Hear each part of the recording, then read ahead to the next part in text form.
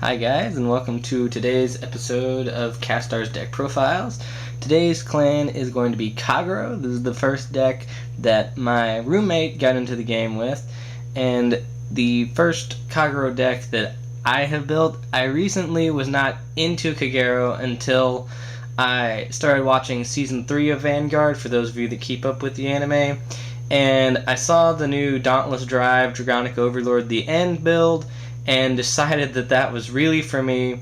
So I decided that since Set 11 is coming out in October now, I think, that I really wanted to get into the Kagero build while I still could before prices skyrocketed on everything else, even though they're a pretty popular clan already. So right now what you're going to see is a modified Dragonic Overlord build that some cards are missing, and hopefully when I can get my Dragonic Overlord the Ends, I might make another deck profile on this to show you the new deck. But for now, I'll show it to you as is. My starting Vanguard is Lizard Soldier Conroe, of course. As most Kagero players use, he is pretty much one of the best starting Vanguards to run. The only other starting Vanguard that has the same ability as him is Mecha Trainer in Spike Brothers. So when a unit of the same clan rides him, you may call him the rear guard, like most starting Vanguards that retreat behind the Vanguard. And then his second ability is an Activate skill. For those of you that don't know, Counterblast 1 and retire this unit. Search your deck for up to one grade 1 or less Kagero unit of your choice, reveal it to your opponent, and put that unit into your hand, then shuffle your deck. So he's basically a grade 1 searcher, allow you to get your Vanguard booster if you need that, which is why you can run him at less copies in a Kagero deck, or just grab any grade 1 that you want if you want to grab a vanilla booster or something that you need to set up one of your gambits for early game. Or you can use him to fetch a perfect card. Some people like to do that because the card does go to your hand and not directly onto the field. So if you're really worried about guarding, you can always fetch a perfect guard and put it into your hand. For triggers, I like to run 4 Embodiment of Spiritar critical triggers, 4 Blu-ray Draco Kid critical triggers, 4 Dragon Monk Genjo heal triggers, and 4 Gatling Claw draw triggers.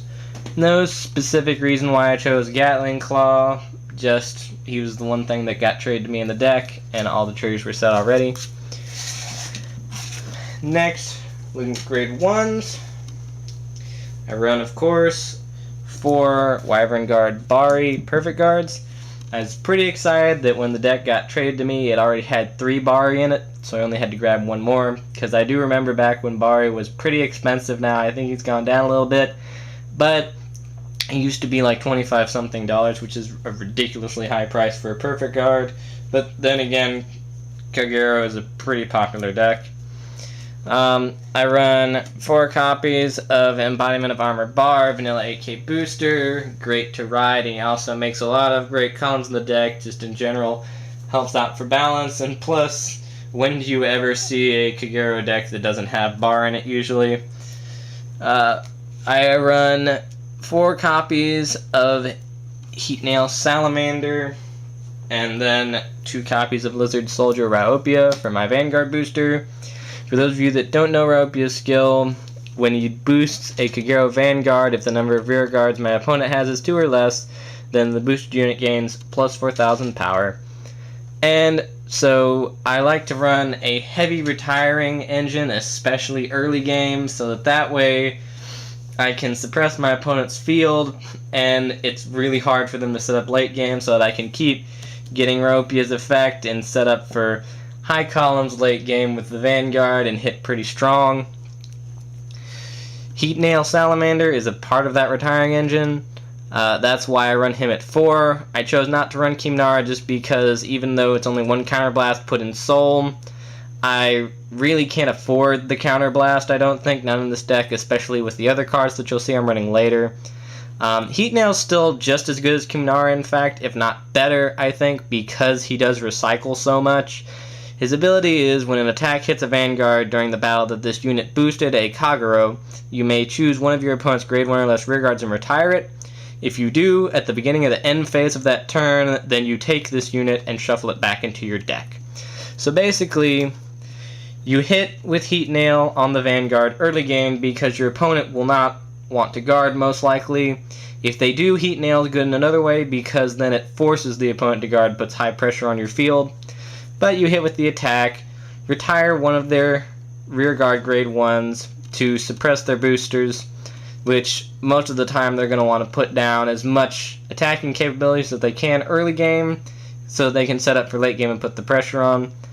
And then Heat Nail Salamander goes back into the deck, and then you will most likely see him later again, and your opponent will most likely hate you for the fact that they see him again later.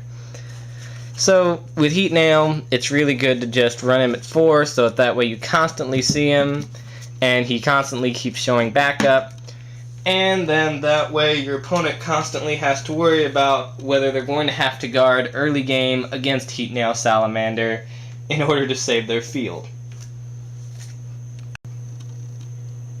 Looking at grade 2s, I like to run Dragon Knight Nahalam at 4 copies. He's a vanilla 10k attacker, which means that he can attack 10k Vanguards by himself, and also you can throw Heat Nail Salamander behind him, like I prefer to do, to make a nice 16k column against their Vanguard.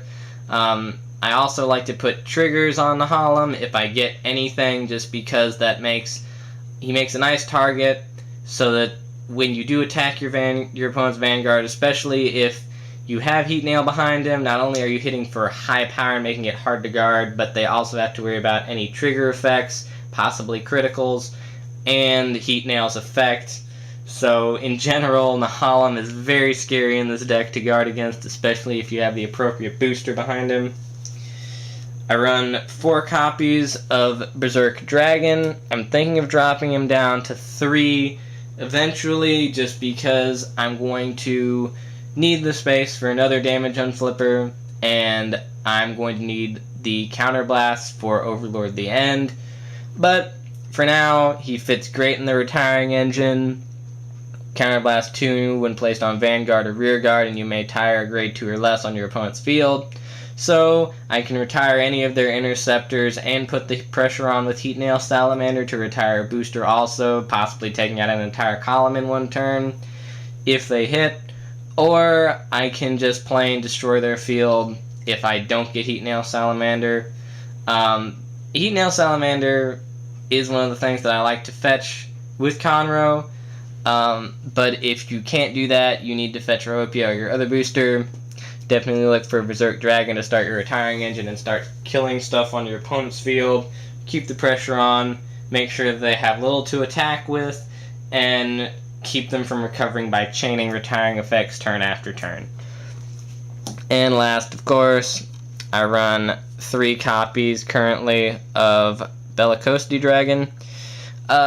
His basic damage and flipper skill is perfect for this deck because of the fact that you do have cards like Berserk Dragon and soon to be Dragonic Overlord the End to definitely keep unflipping damage so that you can do their effects over and over and over again, chain them as much as possible so your opponent constantly has to worry about the pressure of them happening.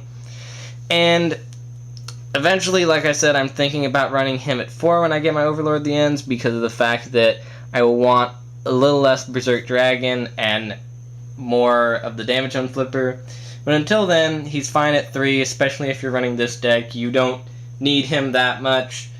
At least not on the field. Possibly early game is better to get him because of the fact that your opponent's more likely to take the attack so that you can unflip damage. Just make sure that if you are using his effect, don't place him on the field without having any damage to unflip, because that's not really going to help you to hit with him. So in that case, I would still put triggers on the Nahalam or anything like that. Looking for grade 3s, I run 4 copies of Dragonic Overlord. I like running Dragonic Overlord for now because of the fact that he is a strong 11k defending grade 3 Vanguard. I rarely use his activate skill, but if I do it on rear guard so that way I don't lose twin drive on my Vanguard. It's a trick that my roommate taught me when he started using Kagero, and it makes the most sense. Also, he can make a great attacking column by himself if you do use his Counterblast 3 skill, because then that makes him 16k, which is probably about the average of any good rearguard column you're going to set up anyways. Plus, I'm running him at 4 because when I get my Overlord the Ends, I'm going to need to have him in the Soul for the cross ride. Eventually, he's going to be phased out of the deck when set 11 comes out and replaced with Dauntless Drive Dragon, so that way I can do the Break Ride effect along with Dragonic Overlord the End. But for now, he's good as my Vanguard, and he'll stay in the deck until set 11 comes out. I run 2 copies of Dual Axe Archdragon. He came with the deck when I got it traded to me, and he's not bad on rearguard if you're running a retiring engine like this to put in Ryopia and other things. So he gets the plus 3000 when he attacks if my opponent has 2 or less rearguards, just like Ryopia boosts for 10,000. So I like to put bar behind him, make a 21k column. You may not see him until late game, running him at 2 copies like I am, but I don't really care too much. He is just there as a decent rearguard attacker. And last, I run 2 copies of Blazing Flare Dragon. Basically just a placeholder as an alternate Vanguard. This deck used to have Dragonic Waterfall in it, which is okay. Personally, for me, I don't like using his skill as much, because then you have to save up and wait for a grade 3 to discard. I'd rather run the Retiring Engine and run it with Dragonic Overlord to have a nice 11k defender. So I didn't really see any reason to keep Waterfall in the deck. And then I really don't like using Lawkeeper. That's just personally me. I find his skill to be boring, although it is effective. So I chose to run Blazing Flare because I didn't see anything else that I could really throw in the deck. I can't really use his Activate skill that much unless it's late game, and by late game it doesn't really matter. Maybe as a final turn effect to power up everything on your field if you have maybe another copy of Blazing Flare Dragon on rear guard, or both your Dual Axe Archdragons to try and set up 21k columns. But regardless, you're not going to really get to use his axe skill because there is no way to build Soul in this deck, and I'm not running the Superior Ride. And his auto skill, where he gains plus 3000 when something is sent to the drop zone from your opponent's field during your main phase. Also, not really going to see any action unless you do get to use Blazing Flare Dragon's Activate skill.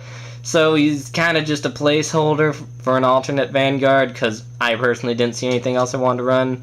So if you are going to do this deck build, I would suggest putting whatever you want in Blazing Flare Dragon's space, and not necessarily putting Blazing Flare because he is not necessary. That's the end of the deck build. I hope you guys liked it. Kagero is now one of my more favorite clans since I've been able to use it properly, especially with the Retiring Engine. For those of you that are looking at this and say you want to try that out, I'd really suggest playing it. It is fun.